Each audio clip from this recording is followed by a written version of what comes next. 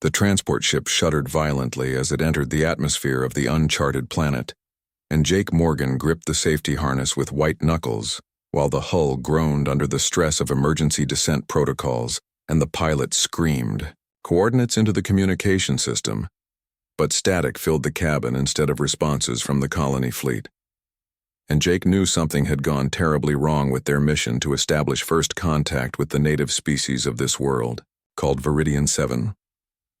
The crash came hard and fast, and Jake felt his body slam against the restraints as metal shrieked and tore around him, and darkness swallowed everything in an instant of pain and confusion. And when consciousness returned, he found himself buried under debris in what remained of the cargo hold, with his legs pinned beneath a collapsed support beam, and blood trickling down his face from a gash above his left eye, and the emergency lights flickered weakly, casting strange shadows across the wreckage while distant sounds of settling metal echoed through the broken ship. He tried to move, but pain shot through his lower body, and he realized with growing horror that he was trapped completely and utterly alone, because the rest of the crew compartment had been sheared away during impact and through a gap in the twisted hull. He could see an alien landscape of purple vegetation and twin moons rising in a lavender sky, and the air that seeped through carried strange scents of flowers he had no names for, mixed with the acrid smell of burning electronics and leaking fuel hours, passed in a haze of pain and fear as Jake attempted to free himself. But every movement brought fresh agony, and he knew that without help he would die here in this wreckage on a world millions of light years from Earth, and his supplies were limited to whatever remained in the cargo hold, and his water rations had spilled across the floor, mixing with hydraulic fluid and other substances he could not identify, and despair began to settle over him like a heavy blanket when he heard something moving outside the wreckage. The sound was soft at first, like careful footsteps on uncertain ground, and Jake held his breath, wondering if the native wildlife might be dangerous, or if perhaps one of his crewmates had survived the crash. But what appeared in the gap of torn metal was neither animal nor human, but something beautifully alien and utterly unexpected. She stood perhaps 6 feet tall, with skin that shimmered in shades of pale blue and silver like moonlight on water, and her features were delicate yet distinctly non-human, with large eyes that held depths of violet and gold, and no visible nose but small breathing slits along her slender neck, and her hair, if it could be called that, flowed down her back in tendrils of deep indigo that seemed to move with a life of their own, and she wore minimal clothing consisting of a simple wrap around her torso and hips, made from material that looked like woven starlight. Jake tried to speak, but his voice came out as a raspy croak, and the alien woman startled at the sound, her eyes widening as she spotted him, trapped beneath the debris, and for a long moment they simply stared at each other across the barrier of species and circumstance, and Jake wondered if she would flee or attack or simply ignore his plight. But instead she moved closer with cautious steps, and tilted her head in a gesture that seemed almost curious. She spoke, and her voice was melodic like wind chimes in a gentle breeze, but the words made no sense to Jake, who had studied basic xenolinguistics, but never expected to need it under such desperate circumstances, and he shook his head, trying to indicate he did not understand, and pointed to his trapped legs, then to the beam that pinned him, and made a lifting gesture with his hands. The alien woman seemed to comprehend, and she moved to examine the debris more closely, and Jake noticed she was stronger than her slender frame suggested, because she managed to shift smaller pieces of wreckage with ease.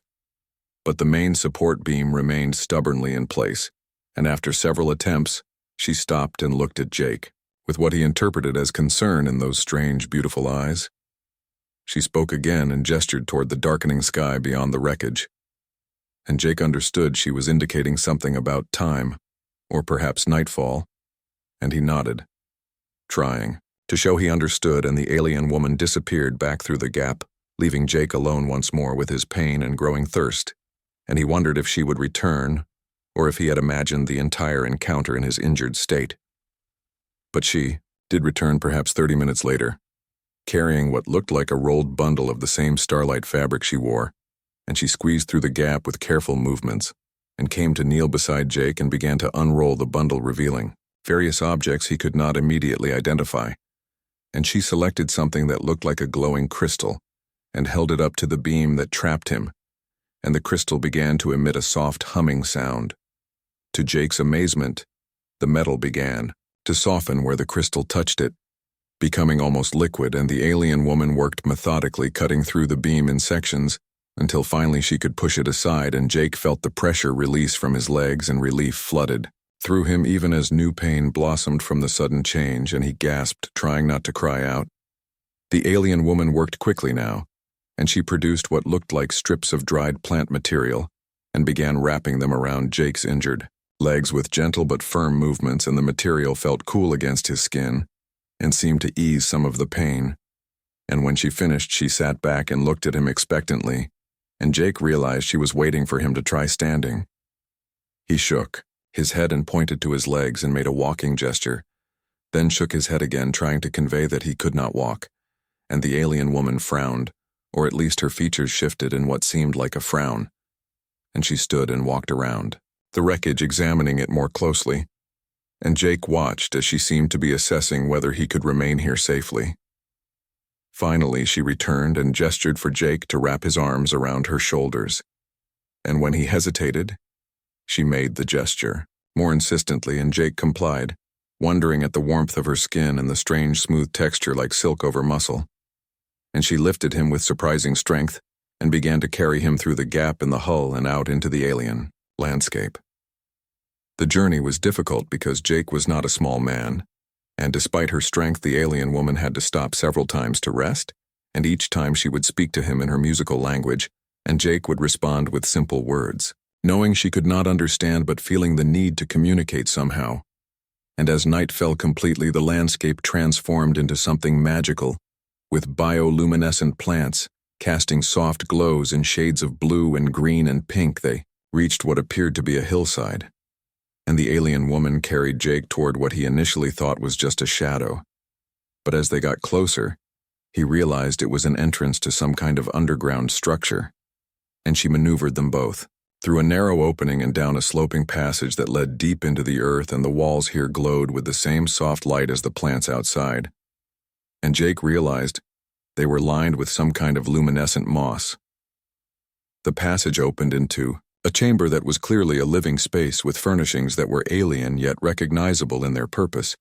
and there was a raised platform that served as a bed and shelving carved into the walls holding various objects and containers, and in one corner a pool of water that seemed to be fed by an underground spring. And the air here was cool and clean and carried a faint scent of the luminescent moss. The alien woman lowered Jake onto the bed platform, which was surprisingly comfortable and covered with layers of soft material similar to what she wore, and she stepped back and studied him for a moment before moving to one of the shelves and selecting a container. And when she returned, she offered it to Jake, and he could see it contained some kind of liquid that glowed faintly blue. Jake hesitated, but his thirst was overwhelming, and he accepted the container and sniffed the contents, which smelled vaguely sweet and floral. And he took a small sip and found the taste was pleasant, like honey mixed with mint and something else he could not name, and the liquid soothed his parched throat, and he drank more gratefully while the alien woman watched with what seemed like satisfaction. She spoke again, and this time she touched her chest and said something that sounded like Kira. And Jake understood she was telling him her name, and he repeated it carefully, getting a slight smile in response, and then he touched his own chest and said,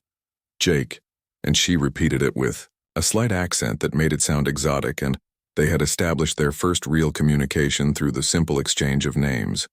Over the following days, Jake learned that he was in what could only be described as a bunker, and Kira had built or claimed this underground shelter for reasons he did not yet understand,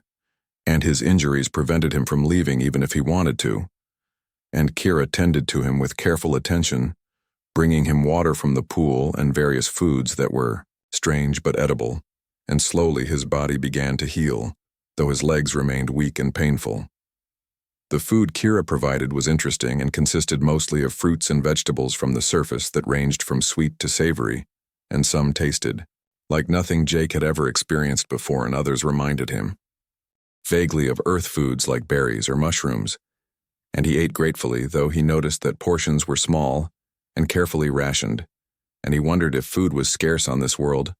or if Kira was simply being cautious with her supplies. But as time passed, Jake began to feel weaker rather than stronger, despite the food and water, and he realized something was wrong because his body was not responding well to the alien nutrition, and he was losing weight and his energy levels were dropping. And when he tried to explain this to Kira through gestures and simple words, she seemed to understand and concern filled her expressive eyes. She disappeared from the bunker for several hours, leaving Jake alone with his growing weakness, and when she returned, she carried several different types of food and offered them to Jake one at a time, watching his reactions carefully, and Jake tried each one, but the effect was the same, and his body simply was not processing the alien nutrition properly, and he could see the worry increasing on Kira's face as she realized the problem. That night, Jake woke to find Kira sitting beside the bed platform, and she was crying. Or at least he thought she was crying, because clear fluid leaked from her eyes and rolled down her cheeks, and she was making soft sounds of distress, and when Jake reached out to touch her hand, she looked at him with such sadness that his heart ached, and he wished desperately that he could communicate more effectively. The next day, Jake's condition worsened, and he could barely sit up without feeling dizzy, and his hands trembled when he tried to drink water, and Kira stayed close to him constantly now, and she seemed to be struggling with some kind of internal decision. And finally, as Jake lay weak and feverish on the bed platform, she made a sound of determination and began to remove the wrap from her torso. Jake tried to protest weakly, not understanding what she was doing and concerned about cultural boundaries. But Kira was insistent, and she knelt beside the platform and gently lifted Jake's head and shoulders. And then she did something that shocked him completely, because she guided his mouth to her chest, where he could see a small opening had appeared in her skin, like a voluntary biological function. At first, Jake did not understand what she wanted, but when a drop of liquid appeared at the opening and the sweet scent reached him, he realized, with a combination of embarrassment and desperate hunger, what she was offering, and Kira made an encouraging sound and pressed closer, and Jake's body made the decision his mind was too confused to make, and he began to drink. The liquid that flowed from Kira was unlike anything Jake had ever tasted, and it was sweet and rich and seemed to carry warmth and energy directly into his body. And as he drank, he felt strength beginning to return to his limbs and the fog lifting from his mind, and Kira held him gently and stroked his hair with one hand, while making soft, comforting sounds, and Jake drank until he felt satisfied, and then exhaustion overtook him, and he fell into the deepest sleep he had experienced since the crash. When Jake woke, he felt better than he had in days, and his head was clear and his body felt stronger, though still injured, and Kira was sleeping beside the platform, curled up on the floor, and Jake felt a rush of gratitude and something else he could not quite name toward this alien woman who had saved his life in the most intimate and unexpected way possible. The routine established itself over the following days and weeks, and Kira would offer her milk to Jake twice daily, and he would drink and feel his strength returning and his injuries healing more quickly than they would have otherwise, and between these feedings they worked on communication, and Kira taught him words in her language while he taught her basic English, and slowly they began to understand each other beyond simple gestures. Jake learned that Kira was part of a species called the Veridani, and she was young by her species standards, perhaps equivalent to a human in her early 20s, and she had been living alone in this bunker for what translated to approximately 3 months in Earth time. And when Jake asked why she was alone, Kira's expression grew dark, and she used the words she had taught him to explain that there had been a war. The war had been brief but devastating, and it involved the Veridani and another species from a neighboring planet, and weapons had been used that poisoned the surface, making it dangerous for extended periods, and most of the Veridani had fled to underground cities. But Kira had been separated from her family during the evacuation, and by the time she found shelter, the cities had sealed their entrances to prevent the contamination from spreading,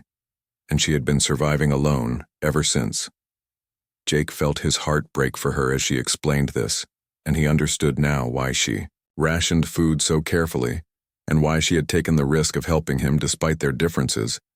because loneliness was a universal suffering, and Kira had been desperately alone until his ship crashed and brought her someone to care for, even if that someone was an alien who could not even eat her world's food. Jake's strength returned. He began to help Kira with tasks around the bunker, and he could not walk well yet, but he could sort through supplies and help prepare food and maintain the luminescent moss that provided their light, and together they established a comfortable routine. and Jake found himself looking forward to their feeding times, not just for the nutrition, but for the intimacy and care that Kira showed him during those moments. The physical act of feeding from Kira created a bond between them that transcended language and culture, and Jake would rest his head against her shoulder while drinking, and Kira would hold him close. And sometimes she would hum melodies from her world. And Jake would close his eyes and let the sound wash over him, and in these moments the danger and strangeness of their situation faded, and there was only the two of them surviving together against the odds. Jake began to notice other things about Kira as well, and he noticed the way she moved with unconscious grace and how her skin would shimmer different colors when she experienced strong emotions, turning more silver when she was happy, or more blue when she was sad, and he noticed the way her hair tendrils would curl slightly when she was concentrating and straighten when she was relaxed. And he found all of these details fascinating and beautiful. Kira seemed to notice Jake's observations, and she began to ask him questions about humans using their shared vocabulary, and Jake explained about Earth and its single moon, and its variety of climates and peoples, and he told her about his family back home, and his work as a xenobiologist, which made Kira laugh in musical tones when she realized he had come to study aliens and ended up being completely dependent on one. They established an evening routine where they would sit together by the pool, and Jake would tell stories from Earth, and Kira would tell stories from Viridian culture. And Jake learned that the Veridani were an ancient species who valued art and music above all else, and that Kira herself was a singer, which explained her beautiful voice, and she would sometimes perform pieces from memory, filling the bunker with harmonies that made Jake's chest ache with their beauty. One night as Kira sang, Jake felt something shift in his perception of her, and he realized that what he felt was no longer simple gratitude or companionship, but something deeper and more complicated, and he was falling in love with this alien woman who had saved him and nourished him and kept him company in their shared isolation, and the realization both thrilled and terrified him because he had no idea if such feelings could be mutual across species. Jake tried to hide his growing feelings, but Kira seemed to sense the change in him, and she began to sit closer during their evening talks, and she would touch his hand or shoulder more frequently, and her skin would shimmer silver when she looked at him. And Jake dared to hope that perhaps she felt something similar, though he had no way to ask directly without potentially damaging their careful friendship. The weeks passed, and Jake's legs finally healed enough for him to walk with support, and Kira helped him take his first steps in the bunker, supporting his weight when needed, and celebrating each small victory. And Jake felt pride and joy at his progress, but also a growing concern, because he knew that eventually he would need to return to the surface and try to make contact with any surviving members of his crew, or with the colony fleet. But each time Jake thought about leaving the bunker and leaving Kira, he felt a tightness in his chest and a reluctance he could not fully explain, and he told himself it was because he was still healing and needed more time. But deep down, he knew it was because he could not imagine leaving her alone again after they had become so close. One night, Jake woke to find Kira sitting at the edge of the pool, and she was crying again, and Jake pulled himself up and made his way over to her and sat down carefully and put his arm around her shoulders and asked what was wrong. And Kira leaned into him and explained through tears that she had heard sounds from the surface that day, and she thought perhaps the cities were opening again and her people might be emerging, and she was happy, but also terrified. Jake understood her fear, and he held her close and told her that she should go find her people and that he would be all right alone in the bunker until he was strong enough to reach the surface. But Kira shook her head violently and said she could not leave him, and that he still needed her milk to survive, and that without it, he would weaken again. And besides, she did not want to leave him, and her voice broke on those last words. Jake felt his heart swell, and he took a risk and turned Kira to face him. And he looked into her violet and gold eyes and told her in careful words that he cared for her deeply and that she had become the most important person in his life, and that if she felt anything similar, he wanted to know. And Kira stared at him for a long moment, and then she smiled and touched his face with her hand and told him that she loved him, using both the Veridani word and the English word he had taught her. They kissed then, and it was strange and wonderful because Kira's lips were softer than human lips and cooler, and she tasted like the sweet liquid she fed him, and her hair tendrils curled around them both as if pulling them closer, and Jake felt complete in a way he had never experienced before, and when they finally pulled apart, they were both shimmering with emotion. Kira literally, and Jake metaphorically. That night they lay together on the bed platform and talked about the future, and Jake explained that he would need to try to contact his people eventually, and Kira agreed, but said she would come with him and they would face whatever came together, and Jake worried about how their respective species would react to their relationship, but Kira seemed unconcerned and said that love was rare and precious and worth fighting for regardless of what form it took. The next morning, Jake and Kira began to plan their journey to the surface, and Jake's legs were strong enough now for short walks, and Kira believed she could support him for the longer distances, and they gathered supplies and prepared for the climb back through the passage and out into the world, and Jake felt both excited and nervous about what they might find.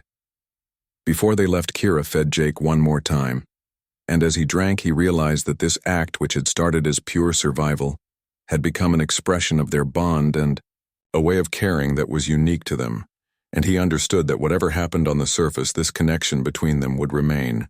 and he was grateful beyond words for the crash that had brought them together, despite all the pain and fear it had caused. They made their way slowly up the passage and emerged into daylight that seemed almost blinding after so long underground, and the landscape had changed, and the bioluminescent plants were less vibrant, and in the distance, Jake could see structures that might have been buildings or vehicles, and Kira squeezed his hand, and together they began walking toward the signs of civilization. They had not gone far when they encountered a group of Veridani who appeared to be scouts, or explorers, and they stopped when they saw Kira and called out to her in their language, and Kira responded, and there was a rapid conversation that Jake could only partially follow, but he understood that they were surprised to see her alive, and even more surprised to see her with a human. The Veridani surrounded them and examined Jake with curiosity and some wariness, and one of them asked Kira what had happened, and she explained about finding Jake in the crashed ship and caring for him in her bunker, and the Veridani listened with expressions that ranged from amazement to confusion. And finally one of them asked if Jake was her mate, and Kira without hesitation said yes. The reaction was mixed, and some of the Veridani seemed accepting, while others appeared skeptical, but their leader, a tall woman with hair tendrils that were streaked with silver, said that Kira could explain everything to the council, and that they should all return to the newly reopened city, and she assigned 2 Veridani to help support Jake on the journey, and the group began moving toward the distant structures. The city, when they reached it, was breathtaking, and it consisted of elegant spires that rose from the ground like crystalline flowers, and the architecture incorporated the natural elements of the planet, with water features and living plants integrated into every surface, and Jake stared in wonder, while Kira smiled at his reaction and squeezed his hand. They were taken to a building that appeared to be some kind of administrative center and shown to a room where they could rest and clean themselves, and a healer came to examine Jake's legs and applied treatments that were similar to what Kira had used but more sophisticated, and Jake felt the last of his pain fading under the healer's care. That evening they were summoned to meet with the council, and Jake was nervous because he knew their relationship would be questioned, and he had no idea how Veridani society viewed interspecies relationships, but Kira remained calm, and she told him that she would handle the questions, and that he should simply be honest about his feelings. The council chamber was circular with seating arranged in tiers, and the council members ranged from young to ancient, and they all regarded Jake with intense curiosity, and the head of the council, an elderly Veridani with hair tendrils that had turned almost white, asked Kira to explain her relationship with the human. Kira spoke with confidence and eloquence, and she described finding Jake and realizing he could not eat their food and making the decision to sustain him with her milk, and she explained how they had learned to communicate, and how their bond had grown from survival, necessity, into genuine love. And she challenged anyone to say that love was limited by biology or species. The council listened carefully, and then they asked Jake to speak, and he did his best to explain his feelings in the Veridani language, supplemented with English when he lacked vocabulary, and he told them that Kira had saved his life in every way possible, and that he loved her completely, and that he hoped their union could be a bridge between their species, rather than a source of conflict. There was a long deliberation, and the council members spoke among themselves while Jake and Kira waited. And finally, the head of the council announced that while their relationship was unprecedented, it was not forbidden, and that the Veridani valued personal freedom and the pursuit of happiness, and if Kira and Jake brought joy to each other, then they had the council's blessing, though they would be watched carefully as a test case for future interactions between species. Jake felt relief flood through him, and he looked at Kira, who was shimmering bright silver with happiness, and they embraced while the council looked on with expressions that ranged from approval to bemusement. And when they left the chamber, they were met by curious Veridani, who wanted to see the human who had won the heart of one of their own. Over the following days, Jake and Kira settled into life in the city, and Jake was given access to communication equipment, and he managed to send out signals to any surviving members of his expedition, and within a week he received a response from a rescue ship that was still in the system, and they were overjoyed to find him alive and promised to arrive within days. Kira and Jake discussed what would happen when the rescue ship arrived, and Jake explained that he would need to return to Earth eventually to report on the mission and to reunite with his family. But he promised that he would return to Viridian and to Kira, and she believed him, though her skin turned sad blue at the thought of separation. When the rescue ship arrived, Jake's fellow humans were shocked to see him healthy and living among the Veridani, and even more shocked when he explained about his relationship with Kira and the captain of the rescue ship. A pragmatic woman named Helen Carter told Jake that he had created quite a diplomatic situation, but that she supposed stranger things had happened in the history of human space exploration. Jake introduced Kira to his fellow humans, and she was gracious and answered their questions about Veridani culture and biology. And when they asked about the milk feeding that had sustained Jake, she explained it matter-of-factly, and the humans were fascinated and took samples with Kira's permission for analysis, and they discovered that her milk contained compounds that were compatible with human biology and could potentially be synthesized for future missions. Helen told Jake that he would need to return to Earth for debriefing, but that she saw no reason why Kira could not accompany him if she wished, and Jake's heart soared at this suggestion, and when he asked Kira if she wanted to visit Earth, she agreed immediately, saying she wanted to see his world and meet his family, and continue their adventure together. The Veridani Council approved Kira's journey, and they provided her with supplies and gifts for Earth, and they made Jake promise to take care of her and to respect their species alliance, and Jake swore he would, and he meant it with every fiber of his being. As Jake and Kira boarded the rescue ship together, they looked back at the city and at the bunker in the distant hills where their love had begun, and Jake knew that he would always be grateful for the crash that had brought him here and for the amazing alien woman who had saved him with her kindness and her milk and her open heart. The journey to Earth took months through faster than light travel, and during that time Jake and Kira became minor celebrities among the crew, and everyone wanted to know about their relationship and their experiences, and Jake told their story again and again, and each time he was struck by how improbable and wonderful it all was. Kira adapted well to life on the ship, and she learned quickly how to navigate zero gravity, and she made friends among the crew, and she continued to feed Jake her milk in private twice daily, maintaining their bond and ensuring his health. And Jake introduced her to human food and media and culture, and watched with delight as she discovered Earth music and art.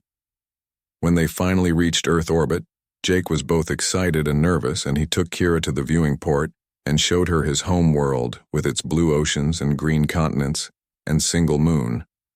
And Kira stared in wonder and told him it was beautiful and different from Viridian,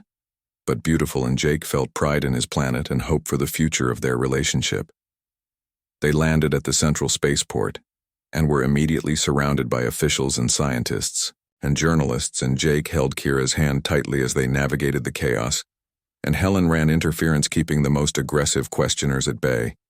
And finally, they were escorted to a private facility where they could rest and prepare for the formal debriefings that would follow. Jake's family arrived the next day, and his parents and younger sister rushed to embrace him, and they cried with joy at seeing him alive. And when Jake introduced Kira, there was a moment of shocked silence, before his mother stepped forward and hugged Kira as well and welcomed her to their family. And Jake felt tears pricking his eyes at his mother's acceptance. The debriefings were lengthy and exhausting, and Jake had to answer countless questions about the crash and his time in the bunker and his relationship with Kira. And Kira had to endure similar questioning along with medical examinations and cultural assessments. And through it all, they supported each other, and their love remained constant. Eventually, the official processes concluded, and Jake and Kira were free to begin building a life together on Earth, and they found an apartment near Jake's family.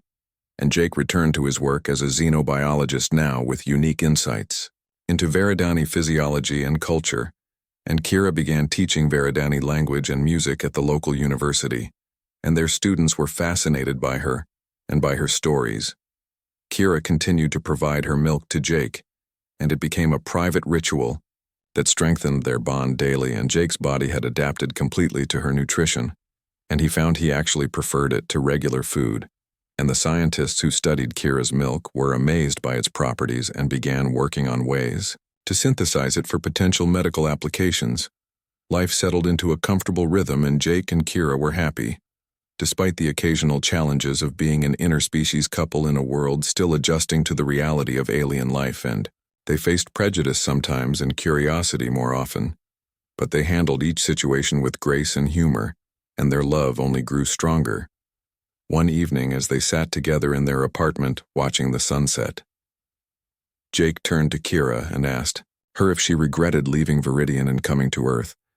And Kira looked at him with those beautiful violet and gold eyes and told him she had no regrets, because home was not a place but a person. And as long as they were together, she was home. Jake kissed her then and tasted the sweetness that was uniquely Kira. And he knew that despite the crash and the pain and the fear, he was the luckiest man in the galaxy, because he had found love in the most unexpected place, and that love had saved him in ways that went far beyond simple physical survival. They talked late into the night about their future and about the possibility of children, which the scientists said might be possible with genetic assistance, and about eventually returning to Viridian together so Jake could meet more of Kira's people and culture.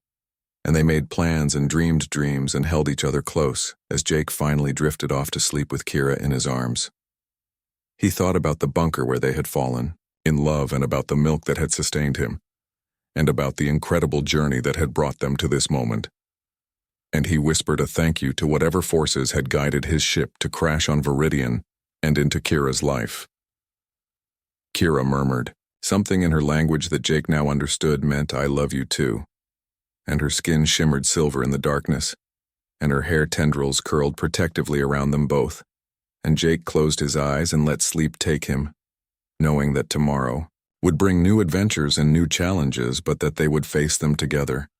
as they had faced everything since that first moment in the wreckage when their two species had met and changed each other's lives forever.